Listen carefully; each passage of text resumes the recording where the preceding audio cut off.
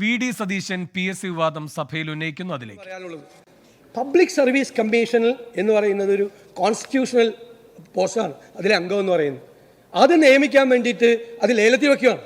ഇത് ആദ്യത്തെ സംഭവമാണോ? ഇതിനു മുമ്പ് ഘടകകക്ഷിയായ NCPയുടെ നേരത്തെ മന്ത്രി ശ്രീ AK ശശീന്ദ്രൻ്റെ പ്രൈവറ്റ് സെക്രട്ടറി ആയിരുന്ന ഒരാളുടെ ടെലിഫോൺ സംഭാഷണം പുറത്തു വന്നു, ബിജു ആബേലിക്കപ്പിൻ്റെ. ഇതുമായി ബന്ധപ്പെട്ട് NCPയിൽ ലക്ഷക്കണക്കിന് രൂപ PSC അംഗത്തെ വയ്ക്കാൻ വേണ്ടി വാങ്ങിച്ചിട്ടുണ്ട് എന്ന് പറഞ്ഞു.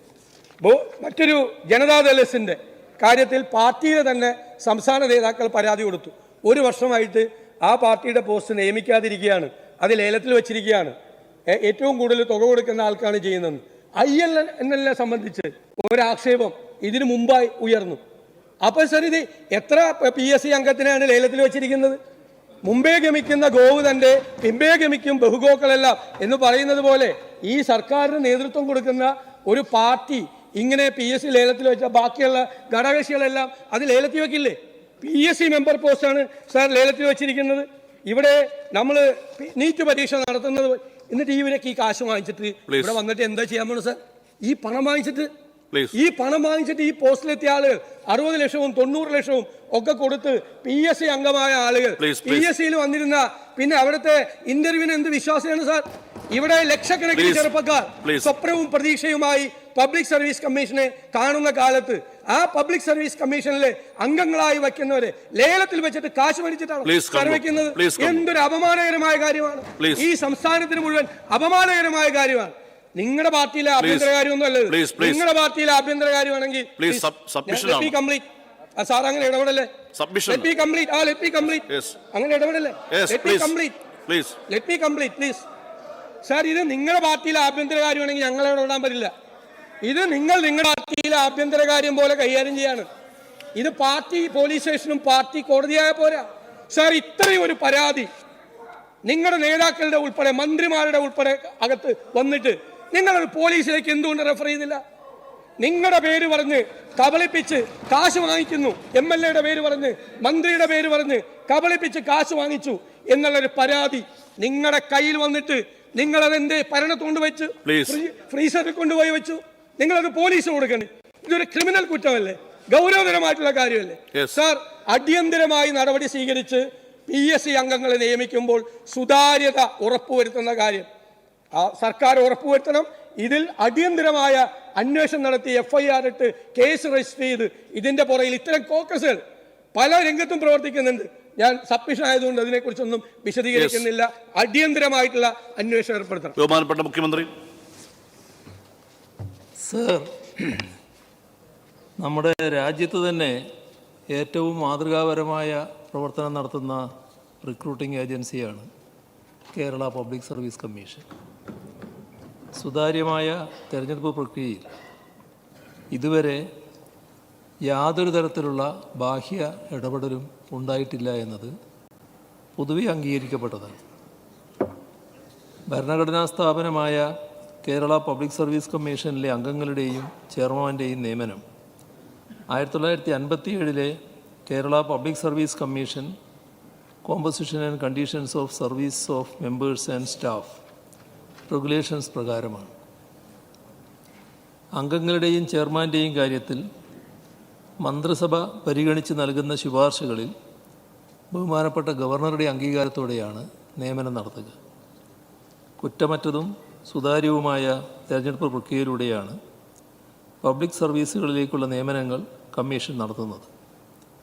ഭരണഘടന അനുശാസിക്കുന്ന പ്രകാരം കമ്മീഷൻ അതിൻ്റെ കർത്തവ്യങ്ങൾ കാര്യക്ഷമതയോടെ നിർവഹിച്ചു വരികയാണ്. അത്തരമൊരു ഭരണഘടനാ സ്ഥാപനത്തെ അപകീർത്തിപ്പെടുത്തുന്ന തരത്തിലുള്ള ആരോപണങ്ങൾ നിർഭാഗ്യകരമാണ്. PSC അംഗങ്ങളെ നിയമിക്കുന്നതുമായി ബന്ധപ്പെട്ട് വന്നിട്ടുള്ള മാധ്യമ വാർത്തകളല്ലാതെ ഏതെങ്കിലും തരത്തിലുള്ള ക്രമക്കേടുകൾ ഉണ്ടായതായി ഇതേവരെ ശ്രദ്ധയിൽപ്പെട്ടിട്ടില്ല.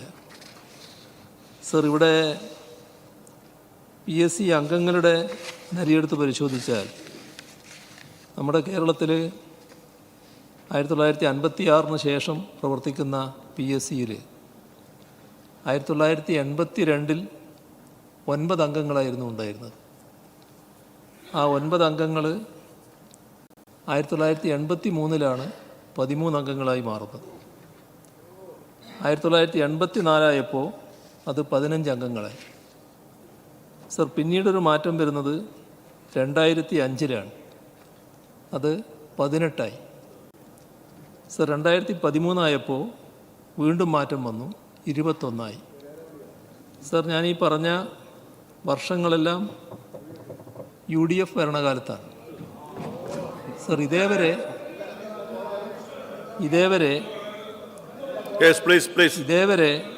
LDF സർക്കാർ ഈ നിലവിലുള്ള അംഗത്വത്തിൽ വർധനവ് വരുത്താൻ തയ്യാറായിട്ടില്ല. പിന്നെ 21 അംഗങ്ങൾ 2016 ഞങ്ങൾ അധികാരത്തിൽ വരുമ്പോൾ 21 അംഗങ്ങൾ വേണ്ടതുണ്ടോ എന്നൊരു പരിശോധന സ്വാഭാവികമായിട്ടും നടത്തി. അപ്പോൾ നടന്നു വന്നിരിക്കുകയാണ്, യാഥാർത്ഥ്യമായിരിക്കുകയാണ്. അതിൻ്റെ ഭാഗമായിട്ട് ധാരാളം റിക്രൂട്ട്മെൻറ്റുകൾ നടക്കുന്നു എന്നെല്ലാമുള്ള വാദഗതികൾ വന്നപ്പോൾ ഞങ്ങളത് അംഗീകരിച്ചു കൊടുക്കുന്ന നിലയാണുണ്ടായത്. ഞങ്ങളേതെങ്കിലും ഒരാളുടെ എണ്ണവും ഒരു ഘട്ടത്തിലും വർദ്ധിപ്പിക്കാൻ തയ്യാറായിട്ടില്ല സർ. ഇത്തരത്തിൽ നമ്മുടെ സംസ്ഥാനത്ത് PSC പൊതുവിൽ നിയമിക്കപ്പെടുന്നവരെക്കുറിച്ച് വലിയ ആക്ഷേപങ്ങളൊന്നും ഉയർന്നു വന്നിരുന്നില്ല എന്നതാണ് വസ്തുത. എന്നാൽ നാം ഓർക്കേണ്ട കാര്യം 2004 ഇതുമായി ബന്ധപ്പെട്ട് ഒരു വലിയ വിവാദം അന്ന് ഉയർന്നു വന്നിരുന്നു.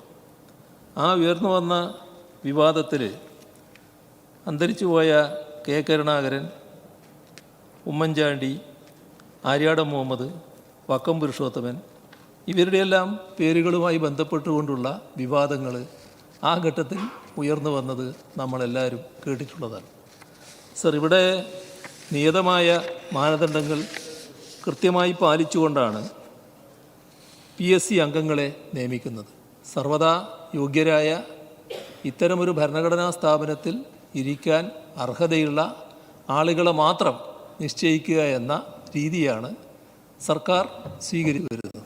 അതിനകത്ത് ഏതെങ്കിലും തരത്തിലുള്ള തെറ്റായ രീതികളോ ദുസ്വാധീനങ്ങളോ ഉണ്ടാകുന്നില്ല എന്നത് ഉറപ്പിച്ച് തന്നെ പറയാൻ കഴിയും സർ. അതുകൊണ്ട് തന്നെ ഇതേവരെയുള്ള PSCയുടെ പ്രവർത്തനമെടുത്ത് പരിശോധിച്ചാൽ നിയമിക്കപ്പെട്ട PSC അംഗങ്ങളെക്കുറിച്ച് എന്തെങ്കിലും ആക്ഷേപമോ PSC അംഗങ്ങളുടെ നിയമനത്തെക്കുറിച്ച് മറ്റേതെങ്കിലും തരത്തിലുള്ള ആക്ഷേപമോ ഉയർന്നു വന്നിട്ടില്ല എന്ന് കാണാൻ നമുക്ക് സാധിക്കും. ഭരണഘടന ഉറപ്പു നൽകുന്ന തരത്തിൽ തന്നെ കൃത്യമായ ചുമതല ഇവർ നിറവേറ്റുന്നു എന്നതാണ് നമുക്ക് കാണാൻ കഴിയുന്ന വസ്തുത. ബഹുമാന്യനായ പ്രതിപക്ഷ നേതാവ് ഇന്നീ പ്രശ്നം ഇവിടെ ഉന്നയിക്കാൻ തീരുമാനിച്ചു. ആ തീരുമാനിക്കുന്ന ബഹുമാനായ പ്രതിപക്ഷ നേതാവ് ഒരു അഡ്വക്കറ്റ് കൂടിയാണ്. എന്തുകൊണ്ട് ഇതിനൊരു ഉപോത്ബലകമായി ഒരു വസ്തുതകൾ വേണമല്ലോ എന്നതിൻ്റെ അടിസ്ഥാനത്തിൽ ഇന്ന് കാലത്ത് 8:21 നമ്മുടെ കോഴിക്കോട് സിറ്റി പോലീസ് കമ്മീഷണർക്ക് ഇത്തരമൊരു ആക്ഷേപം ഉന്നയിച്ചുകൊണ്ട് Indian youth Congress general secretary എന്ന് പറഞ്ഞുകൊണ്ട് ഒരു ഇമെയിൽ അയച്ചിട്ടുണ്ട് സർ. അതാണ് ആദ്യമായി കിട്ടിയ ഒരു പരാതി. അത് പരാതി ഉണ്ട് എന്ന് പറയുന്നതിന് വേണ്ടി പ്രതിപക്ഷ നേതാവ് ഇങ്ങനെ സംസാരിക്കുമ്പോൾ ഒരു പരാതി വേണമല്ലോ എന്ന് കൃത്യമായി ധാരണയോടുകൂടി തയ്യാറാക്കിയതാണ് എന്ന് ആർക്കും മനസ്സിലാക്കും. ഇത്തരത്തിൽ ഇതൊക്കെ ഉയർന്നു വന്ന പരാതിയെക്കുറിച്ചുള്ള അന്വേഷണങ്ങളാണെങ്കിൽ ആ കാര്യം നേരത്തെ തന്നെ വ്യക്തമാക്കിയിട്ടുണ്ട്. അതുമായി ബന്ധപ്പെട്ട് ഏത് തരത്തിലുള്ള ഗൗരവമായ അന്വേഷണവും നടത്താൻ സർക്കാർ സന്നദ്ധമാവും. ഒരു തരത്തിലുള്ള വഴിവിട്ട നടപടികളും ഇവിടെ അംഗീകരിക്കപ്പെടുകയോ അത് വകവെച്ചു കൊടുക്കുകയോ ചെയ്യില്ല. ഇതാണ് സർക്കാരിൻ്റെ ഈ കാര്യത്തിലുള്ള നിലപാട്. അതുകൊണ്ട് തന്നെ ഒരാശങ്കയും ആ കാര്യത്തിൽ ഉണ്ടാകേണ്ടതായിട്ടില്ല. തട്ടിപ്പുകൾ നാട്ടിൽ പലതരത്തിൽ നടത്താറുണ്ട്. പലരും തട്ടിപ്പുകൾ നടത്താൻ തയ്യാറാകാറുമുണ്ട്. ആ തട്ടിപ്പുകൾ നടത്തുന്നവർക്കെതിരെ ശക്തമായ നടപടിയെടുക്കുന്നുണ്ടോ എന്നുള്ളതാണ് പ്രശ്നം. ആ നടപടിക്ക് സർക്കാർ തയ്യാറാണ്. അത് കടുത്ത നടപടിക്ക് തന്നെ തയ്യാറാണ്. അതിനൊരു തരത്തിലുള്ള വിട്ടുവീഴ്ചയും ഉണ്ടാവുകയുമില്ല. ഇത് ഒരു അപേക്ഷ മാത്രമേ ഉള്ളൂ. നമ്മുടെ ഭരണഘടനാ സ്ഥാപനമായ PSCയെ ഇതിൻ്റെ ഭാഗമായി കരിവാരിയേക്കാൻ ശ്രമിക്കരുത്. Shri Ramesh Chennithala, please please please. അങ്ങ് വാക്കൗട്ട് പ്രസംഗമല്ലേ? പ്ലീസ് പ്ലീസ് സർ, വാക്കൗട്ട് പ്രസംഗം. ആദ്യമായി ബഹുമാനപ്പെട്ട മുഖ്യമന്ത്രി പ്ലീസ് വാക്കൗട്ട് പ്രസംഗമാണ്. വാക്കൗട്ട് പ്രസംഗമാണ്. ഇരിക്കൂ. അദ്ദേഹം വാക്കൗട്ട് പ്രസംഗമാണ്. ഇരിക്കൂ. അദ്ദേഹം വാക്കൗട്ട് പ്രസംഗം വാക്കൗട്ട് ചെയ്യുകയാണെങ്കിൽ വാക്കൗട്ട് പ്രസംഗമാണ്. ഇരിക്കൂ ഇരിക്കൂ ഇരിക്കൂ ഇരിക്കൂ ഇരിക്കൂ ഇരിക്കൂ ഇരിക്കൂ ഇരിക്കൂ. അദ്ദേഹം വാക്കൗട്ട് പ്രസംഗമാണ്. വാക്കൗട്ട് പ്രസംഗമാണ്. പ്രതിപക്ഷ നേതാവ് വാക്കൗട്ട് പ്രസംഗമാണ്. നിർത്തി ഇരിക്കൂ ഇരിക്കൂ പ്ലീസ്. ഇരിക്കൂ പ്ലീസ്. വാക്കൗട്ട് പ്രസംഗമാണ്. വാക്കൗട്ട് പ്രസംഗമാണ് ഇത്. വാക്കൗട്ട് പ്രസംഗമാണ് ഇത്. ഇരിക്കൂ പ്ലീസ്. അങ്ങ് പ്രസംഗിക്കൂ പ്ലീസ്. സർ, ബഹുമാനപ്പെട്ട ധനകാര്യമന്ത്രിക്ക് ഈ സഭയിലെ പ്രസിഡന്റ് അറിയാത്തതുകൊണ്ടാണ് ശ്രീ VS അച്യുതാനന്ദൻ അടക്കമുള്ള പ്രതിപക്ഷ നേതാക്കന്മാർ സബ്മിഷനിൽ ഇവിടെ വാക്കൗട്ട് നടത്തിയ പ്രസിഡൻസ് ഉണ്ട്. അത് എല്ലാ സ്പീക്കർമാരും ഇവിടെ ഒരാളെ അനുവദിക്കുള്ളൂ. ബാക്കിയുള്ള കക്ഷി നേതാക്കളെ അനുവദിക്കില്ല. അങ്ങ് പുതിയ ആളായതുകൊണ്ട് അങ്ങേക്ക് അറിയില്ലാത്തതുകൊണ്ടാണ്. സർ, ഞാൻ പറയാനുള്ളത് അല്ല അന്വേഷിച്ചു നോക്ക്. നിങ്ങൾക്ക് അറിയില്ലാഞ്ഞിട്ടാണ് നിങ്ങൾ ബഹളം ഉണ്ടാക്കുന്നത്. നിങ്ങൾ ഇരിക്കി. സാർ, ഇവിടെ ബഹുമാനപ്പെട്ട മുഖ്യമന്ത്രി ഗുരുതരമായ ഒരു ആരോപണം എനിക്കെതിരായിട്ട് ഉന്നയിച്ചു. അതായത്, എനിക്ക് ഈ നിയമസഭയിൽ സബ്മിഷൻ ഉന്നയിക്കാൻ വേണ്ടിയിട്ടാണ് ഞാൻ ഇന്ന് രാവിലെ 8:21 യൂത്ത് കോൺഗ്രസിൻ്റെ സെക്രട്ടറിയെ കൊണ്ട് പരാതി. ഞാനത് അറിഞ്ഞിട്ടില്ല, എൻ്റെ അറിവോടുകൂടിയല്ല പരാതി. അതല്ലല്ലോ ഇവിടുത്തെ വിഷയം. അതല്ലല്ലോ ഇവിടുത്തെ വിഷയം. അങ്ങനെയാണെങ്കിൽ നിങ്ങളുടെ പോലീസ് എന്തിനാണ് ഈ ഡോക്ടർ ദമ്പതികളുടെ മൊഴിയെടുത്തത് ഇന്നലെ? 1. 2, അങ്ങനെയാണെങ്കിൽ ഇങ്ങനൊരു സംഭവം ഇല്ലെങ്കിൽ എന്തിനാണ് നിങ്ങളുടെ പാർട്ടി സെക്രട്ടറി MLA കൂടിയായ CMV ഗോവിന്ദൻ ഈ ആരോപണം പാർട്ടിയും സർക്കാരും പരിശോധിക്കും എന്ന് പറഞ്ഞത്? അപ്പൊ നിങ്ങളിപ്പോൾ നെഗോഷിയേറ്റ് ചെയ്ത് വാങ്ങിച്ച പൈസ തിരിച്ചു കൊടുത്ത് ഇത് സെറ്റിൽ ചെയ്യാൻ നോക്കുക. നിങ്ങൾ ഗുരുതരമായ കുറ്റമാണ്. അങ്ങാണ് PSCയെ കരിവാരിത്തേപ്പിച്ച് PSCയുടെ ക്രെഡിബിലിറ്റി ഇവരെ സംഘടിപ്പിക്കുന്നത്. കാശ് വാങ്ങിച്ചിട്ട് നിങ്ങളുടെ പാർട്ടിക്കാർ വാങ്ങിച്ചിട്ട് നിങ്ങൾ അവരെ ശക്തിയായി പ്രതിഷേധിച്ച് ഞങ്ങൾ വാക്കൗട്ട് ചെയ്യുന്നു. UDF അംഗം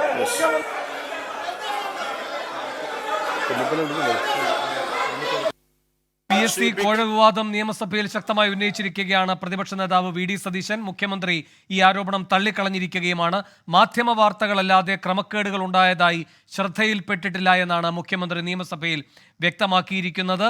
എന്ന് മാത്രമല്ല, പ്രതിപക്ഷ നേതാവ് സബ്മിഷൻ ഉന്നയിക്കാൻ വേണ്ടി ഒരു പരാതി യൂത്ത് കോൺഗ്രസ് നേതാവിനെ കൊണ്ട് കോഴിക്കോട് സിറ്റി പോലീസ് കമ്മീഷണർക്ക് നൽകിയെന്ന ആരോപണവും മുഖ്യമന്ത്രി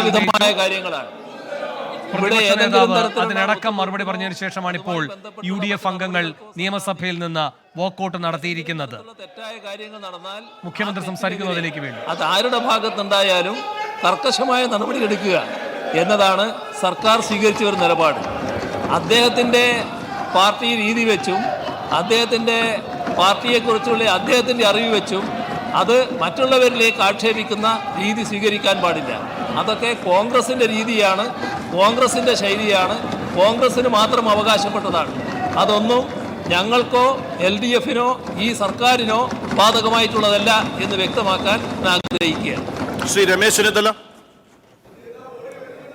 UDF അംഗങ്ങൾ നിയമസഭയിൽ നിന്ന് ഇറങ്ങിപ്പോയിരിക്കുകയാണ്. PSC കോഴ വിവാദം സബ്മിഷനായി പ്രതിപക്ഷ നേതാവ് ഉന്നയിക്കുകയും മുഖ്യമന്ത്രി അതിന് മറുപടി നൽകുകയും ചെയ്തു. മാധ്യമ വാർത്തകളല്ലാതെ ക്രമക്കേടുകൾ ഉണ്ടായതായി ശ്രദ്ധയിൽപ്പെട്ടിട്ടില്ല എന്നാണ് മുഖ്യമന്ത്രി പറഞ്ഞിരിക്കുന്നത്.